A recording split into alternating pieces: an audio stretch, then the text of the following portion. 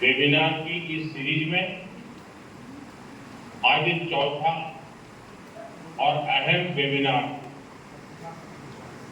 Fulfilling aspirations of people यानी जन आकांक्षाओं की पूर्ति। ये केवल एक चर्चा का विषय नहीं, ये इस बजट का मूल ध्येय और इस सरकार का संकल्प भी इन जन आकांक्षाओं की पूर्ति का बहुत बड़ा माध्यम skill, health, tourism, sport, culture ऐसे मूलभूत सेक्टर हैं। इसलिए इस वेबिनार में हम इन महत्वपूर्ण आयामों पर चर्चा कर रहे हैं। बजट घोषणाओं के इम्प्लीमेंटेशन के लिए इन विषयों से जुड़े सभी एक्सपर्ट, पॉलिसी मेकर और स्कॉलर, एंटरप्रेन्योर और मेरे युवा साथी, आप सभी के विचार और सुझाव बहुत अहम है। मैं आप सभी का इस चौथे बजट वेबिनार के इस सत्र में स्वागत करता हूं, अभिनंदन करता हूं। साथियों, भारत आज प्रिवेंटिव और होलिस्टिक हेल्थ के लिए एक विशाल विजन पर काम कर रहा है। पिछले कुछ वर्षों में देश का हेल्थ इंफ्रास्ट्रक्चर मजबूत हुआ है। सैकड़ों जिलों में नए नए मेडिकल कॉलेज खुल गए।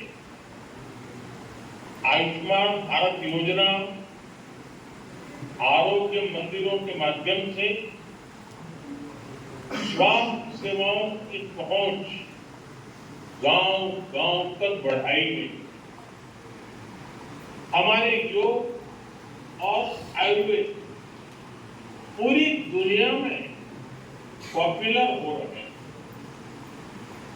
आप सभी इसके विभिन्न पहलुओं पर संवाद अवश्य करेंगे, लेकिन एक अहम विषय जिसका मैं जिक्र करना चाहूंगा वो है केयर इकोनॉमी। आने वाले दशक में देश में सीनियर सिटीजन्स की संख्या तेजी से बढ़ेगी। इसके अलावा आज वर्तमान में दुनिया के कई देशों में केयर गिवर्स की भारी मांग है।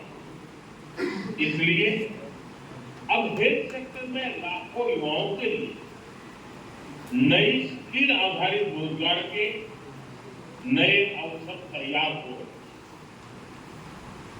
मैं इस वेबिनार में उपस्थित हेल्थ सेक्टर के एक्सपर्ट से आग्रह करूंगा वो नए ट्रेनिंग मॉडल और पार्टनरशिप विकसित करने पर सुझाव दें, ताकि देश में ट्रेनिंग इकोसिस्टम और ज्यादा मजबूत हो सके। साथियों, इसी से जुड़ा दूसरा विषय टेलीमेडिसिन का।